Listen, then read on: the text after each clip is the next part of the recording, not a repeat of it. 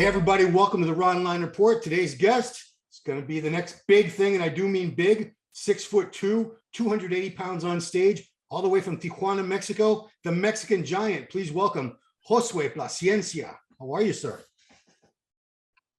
Can you hear me? Hey, thank you, Ron. Appreciate it. I'm very good. Actually, I always follow your channel, so always view the interviews with Blessing, the last one, and now for me being on here, it's truly like a shock when you called me and said you want to be in my channel. Well, that was like something fast, but now I'm making it, and it's truly an honor. Yeah, thank you. I have to credit this guy, the guy from MD Latino, Kit Sanderson. He's the one that told me all about you and said, you got to get this guy on. He's going to be competing real soon and he's going to do really well. And yeah, I like to get the stars right before everyone else knows about them. Then it looks like I discovered you, but you've been around a while. So let's learn a little bit about you. So where did you grow up? Did you grow up in the US and in Mexico, or one or the other? It was part in the US when I was a kid, and then I established in Mexico, in the border, Tijuana, the border from San Diego. So that's where I live, actually. Okay, yeah. I mean, that's probably the most frequently visited Mexican city. So many Americans come down to Tijuana. I went down there probably 20, 30 times over the years when I lived. Yeah, actually the border is crazy to cross. It's like a 3 hour, 4 hour time lapse to just come, and a lot of people come and just for the food and eat a weekend at the beach and all the stuff, the fun, but it's really crazy. A lot of people, it's a lot of movement from the US to Mexico and from Mexico to the US. Oh yeah, I remember, man, it was wild down there. But you know, all the young guys go down there to party and everything. The soldier, you got so many of the Marines from is it Pendleton? Camp Pendleton go down there too? Yeah. So anyway, but tell us. Tell us about yourself, Josue. What kind of sports were you into as a kid? I know you were an athlete.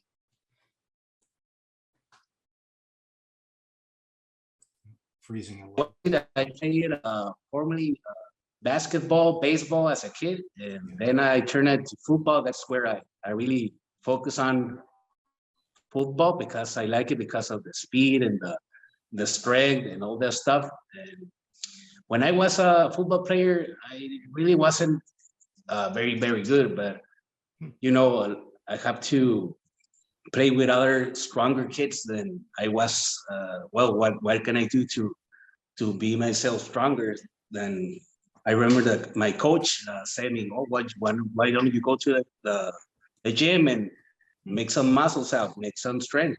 Then the gym, I really wasn't very familiar with somebody of my family being to a gym ever. I was probably the first one of my family to experience enter a gym. No, you know, in Mexico it's not common.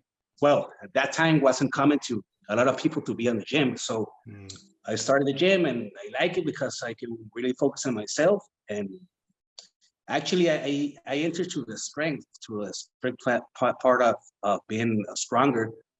But and that's on that spot, I become to develop a lot of size, and a lot of people told me, "Well, are you bodybuilding?" I didn't know what was that, you know. So when I was on that part, I remember my body respond very, very fast. I gained a lot of size. I was like about 180 pounds, and after 1 year of training, it was like 230. Wow. Yeah, that's 50 pounds. I didn't make nothing like I didn't make like a diet or take supplements or other stuff, but I really like the part of being making my body change and look at the changes and people making that appointments on me that, wow, what you doing? No, what plan are you working out? And I wasn't really following the plan. I just going with the flow, just training all the day arms. All days I was training arms and legs. And at that point I say, why don't you, I want to study to know how the body can transform. That's when I started studying for personal trainer, because it wasn't a lot of people and a lot of trainers who I can ask. And well, I saw a school of trainers, and then I told myself, then I said, well, at least this will help me. This will help myself to develop a better level of my physique. Then I started to study as a personal trainer, and then I started to train myself, and then I started to train other people, and that's how my story begins in the gym. Okay. So were you training in Tijuana? Were you training in San Diego, or both? I train all the time in Tijuana. I go to San Diego to train, but the times of the border make it a lot difficult to be all days crossing the border. That's true. I try to stay on Tijuana. Yeah, that makes sense. You told me you went to law school. You're a lawyer as well, correct? Yeah, I study the law school, and I'm a lawyer, actually. Have you ever practiced law, or did you just have that for when you want to do it? When I was studying the college and the university, I was practicing law, and actually when I finished, I still working as a lawyer. Oh. But I began to have a lot of clients as a personal trainer. And at what point, that's where I say, well, I'm making a living as a personal trainer, and this is what I like, and it's my passion. So I stay on that channel. Yeah, but if you ever want to, you could go back to being a lawyer, right? Yeah, I like it too. Awesome. Because you know what, mom and dads always say, well, you need to do something. This bodybuilding is great, but you need to have something to fall back on in case bodybuilding doesn't work out. Well, you've always got that great something to fall back on. You're a lawyer, so that's mom and dad can be happy. So, yeah. So, when did you really start to notice that your physique was good enough that were you the one that decided to compete, or did people say you need to get on stage, you need to start competing? The people around on the circuit in Mexico here that saw me, they say me, oh, you need to compete. You can win the junior nationals and all that stuff.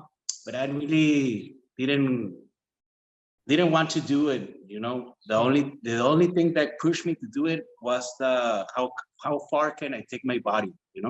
How far can I take my body to be that level of body fat and that level of muscle that an athlete can carry. So I didn't want it to compete until I have like a body I was proud of, because a lot of people say, oh, I could start a novice and all that stuff. I have the body, I was ripped and all that stuff, but I didn't have the muscle mass, and I'm too tall. So I remember, no, I don't want to compete if I don't have a memory, because I thought I was going to do it one time and that's it. At least I can have photos to look at myself, and I'm proud of what I see. The pictures, I'd be proud to show other people and say, oh, that's great. What a great job you do. No, not like a picture that, oh, I competed in bodybuilding. You look like a beach boy and don't have that crazy hardness and all that body fat. Because I remember at the time I was looking at videos on YouTube, the first videos that have like bodybuilding tributes and motivation that have Kevin LeBron and Ronnie, and I saw that level of muscle, and I said, well, at least I will never be that size, but at least I can be that condition, that muscularity. That's something that was very attractive to me. That's what when I see that, I think, well, it will take me some time, and I take like 4 years, 5 years. Then when I have the size I was comfortable, then I say, well, I can do it, and let's make a show. Then I prepare myself. I was my coach, actually. Then my first show, I win the state championships here at Baja, and the junior state championships. And I was like, I didn't know how to pose, and I won the whole event. Wow. So that's where I started to say, well, if I do this in a short matter of time, what can I do if I just push myself harder and make it, try to make my physique turn to other levels. You know? Yeah. That's why my mind started to blow up a little bit and just try to wonder what if I can push myself harder and make a better physique, you know? Yeah. You know, because you're 6'2", right? 6'2", yeah. Yeah. I mean, it's harder to build muscle when you're tall like that. I know it takes longer, but yeah, it's so much more impressive when a guy is 6'2" and huge versus, you know, 5'6" or 5'8", because you're a giant. I gave you a nick. Do you like this nickname, the Mexican Giant? I think that should be your nickname. Yeah, that's how they say me all Oh, okay. So I didn't think of it then. Somebody already thought of it. Oh well. But, yeah, because you know you are a giant and you're with Giant Sports Mexico. It makes sense. It's a perfect nickname. Yeah. But yeah. So I was looking at your competition record, and Kit told me you took second place to a couple amazing Mexican bodybuilders, Noel Adame, who's been, I think he's been at the Olympia couple times now, and Charlie Rodriguez. And then you won, they're both really good 212s. And you were probably like, I don't know, 250 or 260 at the time, much, much bigger and heavier. I was 250 when I competed with Noel. Yeah. They make a show of pro qualifier in Mexico. And the first pro qualifier that make, I was behind Noel, and actually he's very massive, you know, and he was spectacular. He won that show and turned pro. And then the next year, I turned pro after the USA is when I took Pip and behind Nick. And Nick was second, I think. He went pro that show. And yeah, I got fifth. 2019 USA. Wow. Yeah. At that time, I was my coach. I coached myself, and you know, you make mistakes, and you can take your physique backwards. So that show, I was very depleted. So I think if I could really go full on stage, I probably win the show, the USA's. Then that's where I saw my mistakes, and the next pro qualifier that was held in Monterrey. I told all my friends and family, just go there, buy your ticket because I will win. And that's where I won my pro card. I was like 262 on stage. Wow. Yeah. Really shredded. So that's great because you know you are a dual citizen. You're a citizen of both Mexico and the USA. So you competed in both. You could have, if you had won that USA, you would have been a pro. You know, you would have been a pro there. But so that's great. You got your pro card. So I've seen you once because, am I right? You've only done 2 pro shows so far. Am I right? Yeah. Yeah. So I didn't go to Cali Pro. I didn't go to that, but I saw you in the Chicago Pro. This is 2020. Yeah, you were there interviewing Keon when Keon was on the check-ins. I remember you. It was Atlanta. It was Chicago Pro, but it was in Atlanta. It's the pandemic year. Yeah, the first year of the crazy. pandemic. That year was crazy, you know. It was ridiculous. So that was you haven't competed since then, right? Yeah, I haven't competed. Yeah. So have you just been improving and building? You know, Kit said you've been getting bigger and working on your weak points. What areas of your physique were you really focusing on this last year and a half or so? Well, actually, that show, that Chicago Pro 2020, I asked the judges, and they say, "Well, you need to be bigger. You know, you are really tall, so to be comparable with these guys, you have to be older and just have more muscle because you will look like skinny side with other guys that are like 5'10", 5'11". Yeah. Or example, Nick, that it's 5'9", but 250 pounds. You know, he's not 5'9". He's because I'm 5'7.5". He's about right here. He's about 5'7". We're talking about but it's crazy, you know. Oh, he's huge. Yeah, he's huge.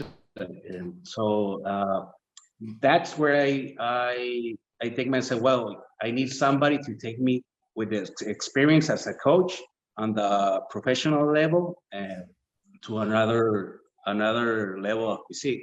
And then I speak with my coach, actually my actual coach, Francisco Spain. He's from Spain.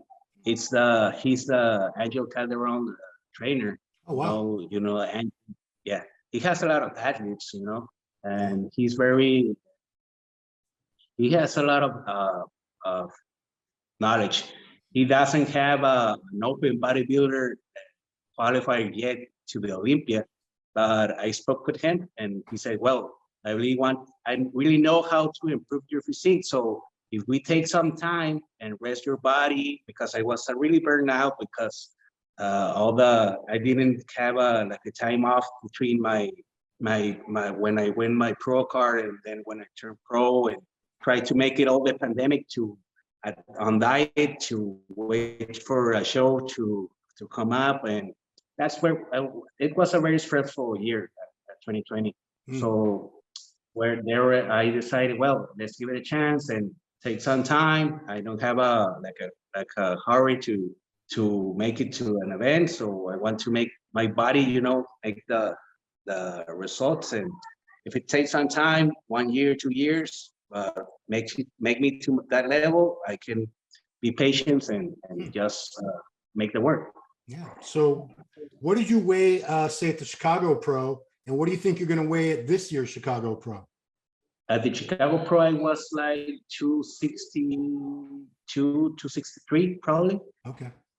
But I really wasn't in great condition because I was very stressed and I didn't know if I can make it because of the pandemic and all the restrictions to travel, Yeah.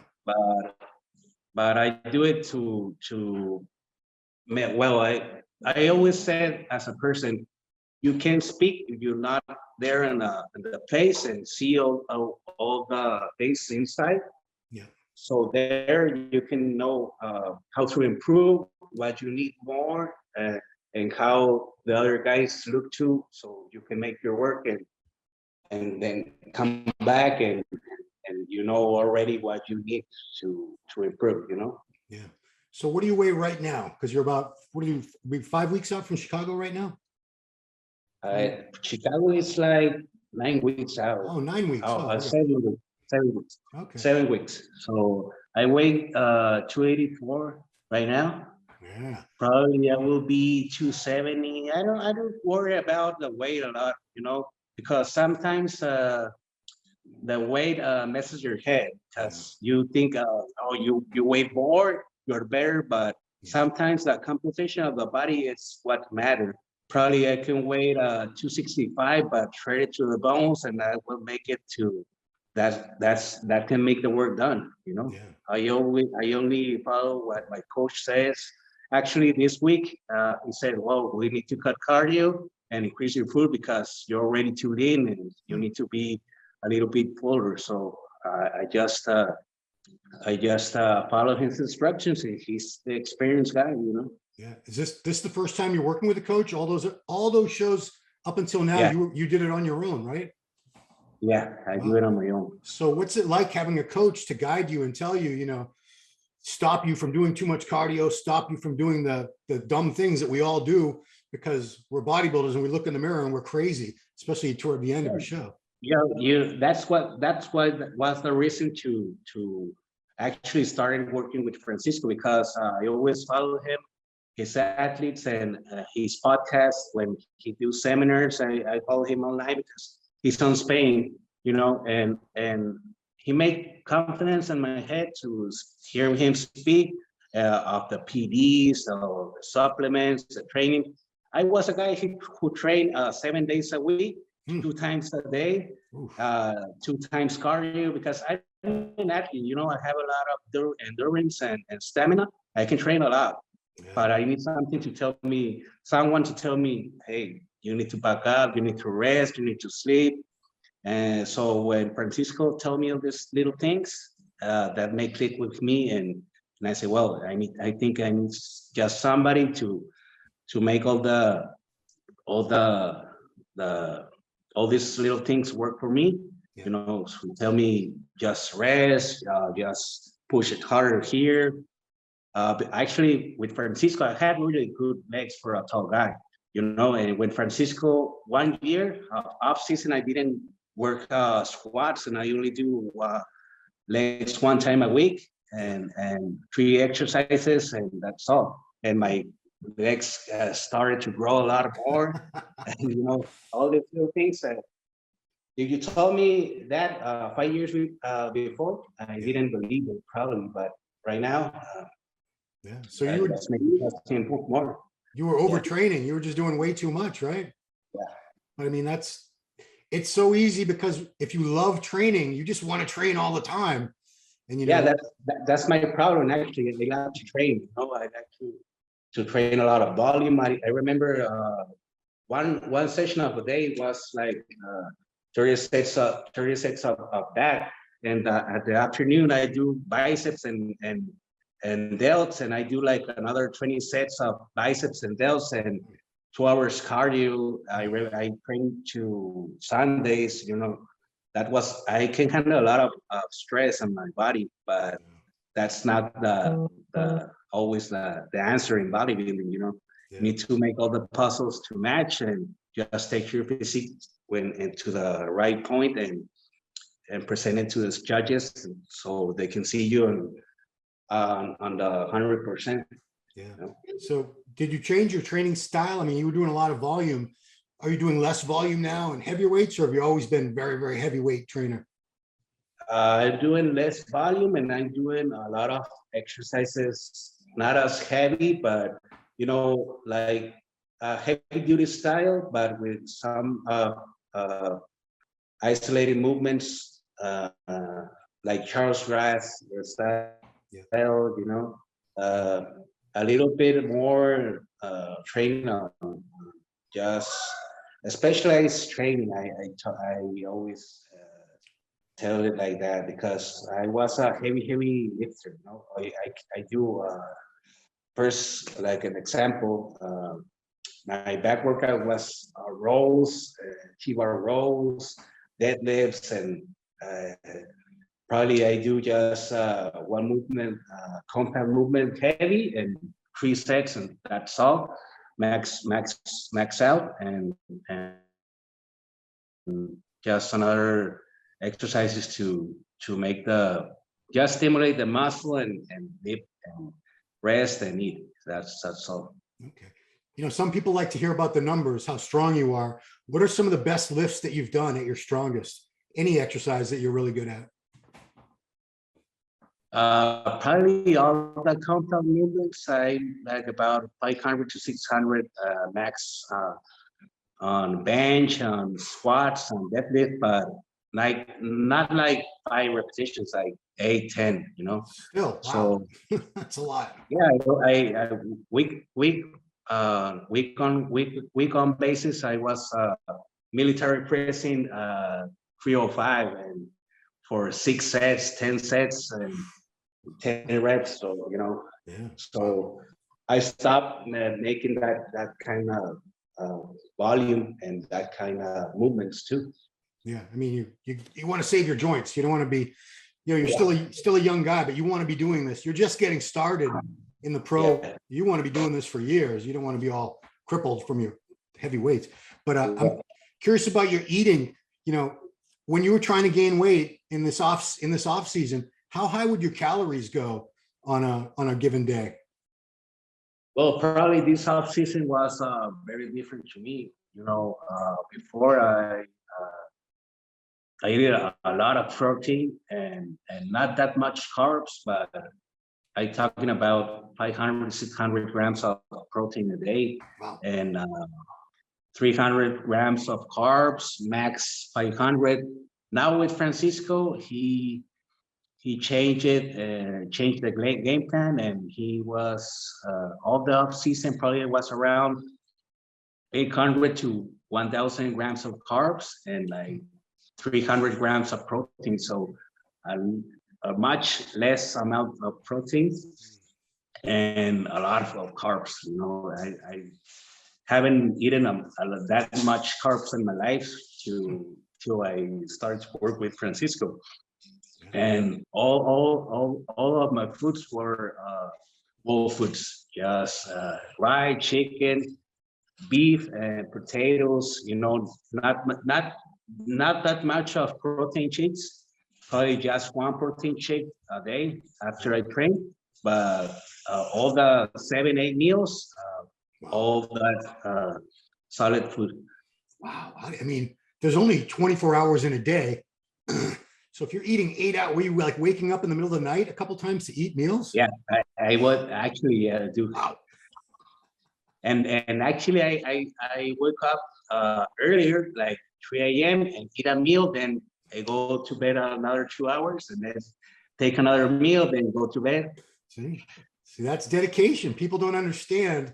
That's a very high level of dedication to wake up twice while you're sleeping just to get up and eat, because you need those calories, you need the protein and the carbs. So if Francisco is doing a great job, because I've been looking at your recent pictures, you're much bigger than what I remember. I remember seeing you and thinking this guy would be good, but he's not. You know, you're tall.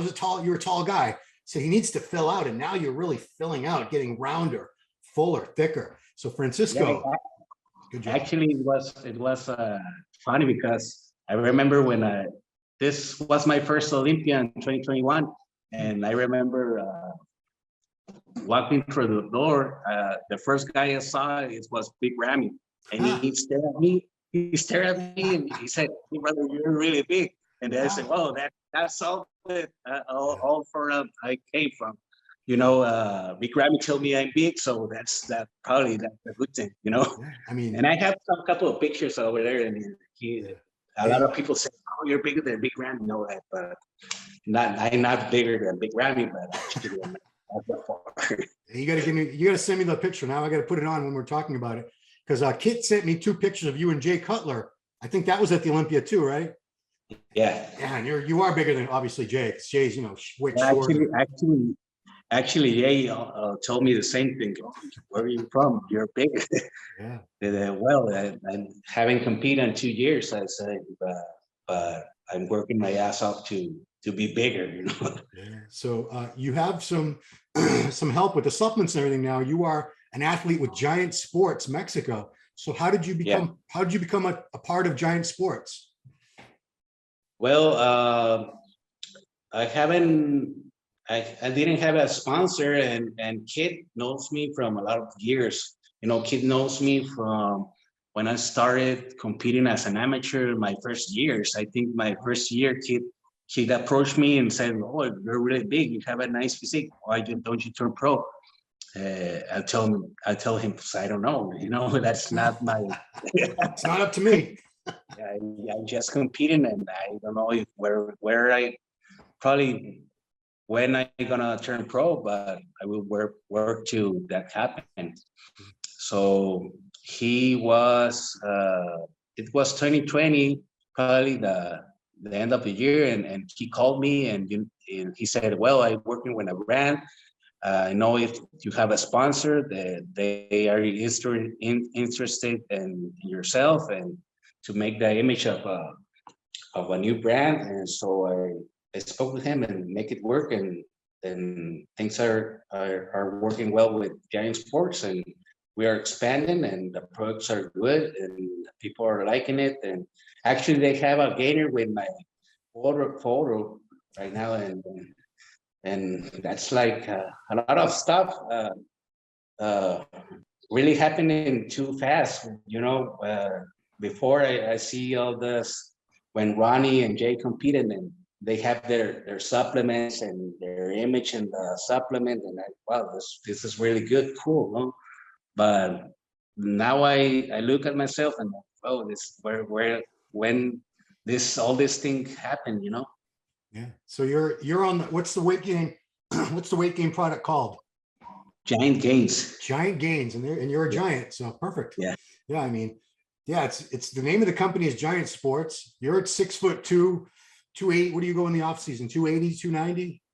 On the off season, I reached 315. 315, even better. Wow. Yeah. So that's a giant human being. That's a very big, muy grande. So wow. So you weren't taking a lot of supplements before. Now do you take their products like with every meal, between meals? Like give me your top three favorite Giant Sports supplements.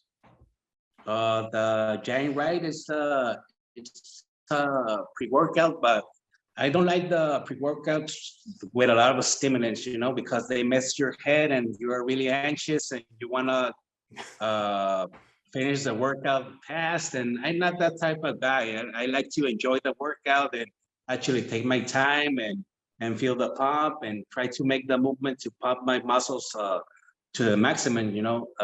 Have probably my sets are between 30 and 45 seconds, you know. I have a really good range of motion and time under tension. I like to work that a lot. Yeah. So that pre-workout has a lot of arginine, citrulline, and creatine, and the pumps that get you. Probably not a lot of stimulant, but the pump that get you, it's really, really cool. That's my favorite. And then the Delicious Whey, because it's whey protein, but the flavor is just insane, you know. It's like taking a milkshake and doesn't bother my stomach and nothing like that. But the Giant Game, because it has a lot of carbs. And after I work out, I take it and just give me the amount of carbs I need. I need like about 120 grams of carbs, and they all from waxy maize and clean sources of carbs, not sugars and all that stuff. Right. Yeah, I remember waxy maize. I used to buy that. Very sticky. It was the powder gets like everywhere. You got to be careful with it, but yeah, it's good stuff. Yeah, it was like flour before, you know. Yeah. That's how I remember it. Man, so you're doing Chicago Pro. I know that. Do you have other contests lined up? I hope you do a couple shows, not just one. Yeah, I will start with the Chicago Pro and probably the Tampa Pro. Okay, good. And Texas. That's my first three of those. Good. You know, that's great because Muscular Development, I will be at all three of those events with our cameraman. You know Hector Mendoza? Yeah, Hector knows me a lot. We have hang a lot of time when he's in Mexico, and he's a very good friend. Yeah, so he's going to be at all those shows. I'm going to be at those shows. We'll get some more interviews with you. Yeah, it's going to be a good time, man. Be great. So I want to let everyone know you do have a YouTube channel. It's your name, Jossue Plascencia, and there's one video on there. I couldn't understand all of it. I can understand Spanish a little. I follow it pretty well. I don't speak it as well, but you have a 45-minute interview with your whole history on there. So those of you who are Spanish speaking, go check that out. Also on your Instagram, JPD_IFBB Pro. Lots of great pictures and posts. Any other people, you know, Francisco, your coach, Kit Sanderson, anybody else that you really want to thank for all their help in the last year or two? Well, I will always thank my family because they have been there when nobody was there, you know. At first, it was hard because they didn't understand, but when they saw all the changes on my body and the trophies and all that stuff, they say, well, probably this is a good thing to him, and it makes him happy, you know, and well, let him pursue his dream, let him pursue his career, you know. So I want to thank them, and I will like to take my girl. She's over here seeing me. Bring her over. Yeah. I want to thank her because. ¿Cómo se llama? ¿Cómo se llama su novia? Mira la pelo roja. Wow. Yeah, she's beside me and helping with my meals, and when I'm all in pain because I can't sleep, you know, because of the training, I say, oh, I can't move, and I really sore and all that stuff. Yeah. She understands.